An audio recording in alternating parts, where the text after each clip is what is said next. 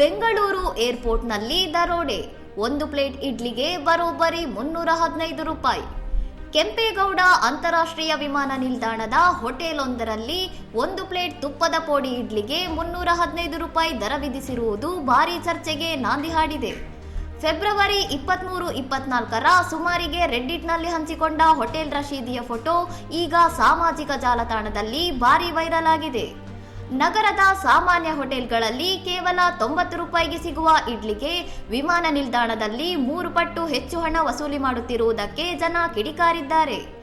ಏರ್ಪೋರ್ಟ್ನಲ್ಲಿ ಬಾಡಿಗೆ ಹೆಚ್ಚಿರುವುದರಿಂದ ಅನಿವಾರ್ಯವಾಗಿ ದರ ಏರಿಕೆ ಮಾಡಲಾಗಿದೆ ಎಂಬುದು ಹೋಟೆಲ್ ಮಂಡಳಿಯ ಸಮರ್ಥನೆಯಾಗಿದೆ. ಆದರೆ ಗ್ರಾಹಕರು ಮಾತ್ರ ಇದು ಸಾರ್ವಜನಿಕರ ಹಗಲು ದರೋಡೆ ಎಂದು ಆಕ್ರೋಶ ವ್ಯಕ್ತಪಡಿಸಿದ್ದು ನಿಯಂತ್ರಣಕ್ಕೆ ಆಗ್ರಹಿಸಿದ್ದಾರೆ. ಇನ್ನಷ್ಟು ಸುದ್ದಿಗಳಿಗಾಗಿ ನೋಡ್ತಾ ಇರಿ ಸೌರಂ ಟಿವಿ.